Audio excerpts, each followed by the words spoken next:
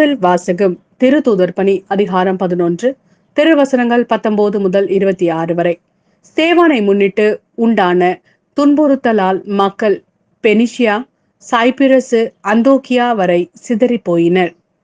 அவர்கள் யூதருக்கு மட்டுமே இறை வார்த்தையை அறிவித்தார்கள், வேறு எவருக்கும் அறிவிக்கவில்லை.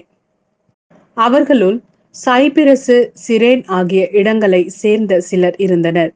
அவர்கள் அந்தியோக்கியாவுக்கு வந்து அங்குள்ள கிரேக்கரை அணுகி ஆண்டவராகிய இயேசுவை பற்றிய நற்செய்தியை அறிவித்தார்கள். ஆண்டவரின் கைவன்மையை அவர்கள் பெற்றிருந்தார்கள். பெருந்தொகையான மக்கள் நம்பிக்கை கொண்டு ஆண்டவரிடம் திரும்பினர். இந்த செய்தி எருசலேம் திருச்சபையினரின் காதில் விழவே அவர்கள் பர்னபாவை அந்தியோக்கியா வரை சென்று வர அனுப்பி வைத்தார்கள். அவர் அங்கு சென்றபோது கடவுளின் அருள் செயலை கண்டு மகிழ்ச்சி அடைந்தார்.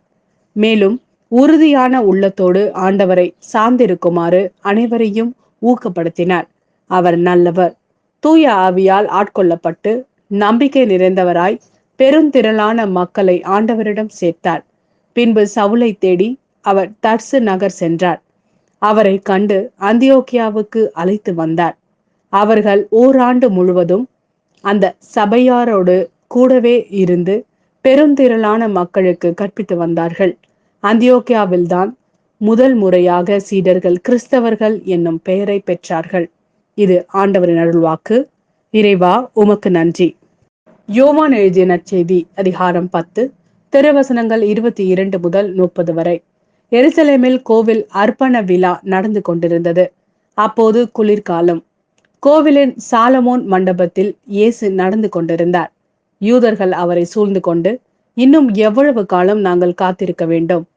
நீர் மெசியாவானால் அதை எங்களிடம் வெளிப்படையாக சொல்லிவிடும் என்று கேட்டார்கள். இயேசு மறுமொழியாக, நான் உங்களிடம் சொன்னேன், நீங்கள் தான் நம்பவில்லை. என் தந்தையின் பெயரால் நான் செய்யும் செயல்களே எனக்கு சான்றாக அமைகின்றன. ஆனால் நீங்கள் நம்பாமல் இருக்கிறீர்கள். ஏனெனில் நீங்கள் என் மந்தையை சேர்ந்தவர்கள் அல்ல. என் ஆடுகள் எனது குரலுக்கு செவி சாய்க்கின்றன. எனக்கும் அவற்றை தெரியும். அவையும் என்னை பின்தொடர்கின்றன. நான் அவற்றிற்கு நிலை வாழ்வை அளிக்கிறேன். அவை என்றுமே அழியா. அவற்றை எனது கையில் இருந்து யாரும் பறித்து கொள்ள மாட்டார். அவற்றை எனக்கு அளித்த என் தந்தை அனைவரையும் விட பெரியவர். அவற்றை என் தந்தையின் கையில் இருந்து யாரும் பறித்து கொள்ள இயலாது. நானும் தந்தையும் ஒன்றாய் இருக்கிறோம் என்றார்.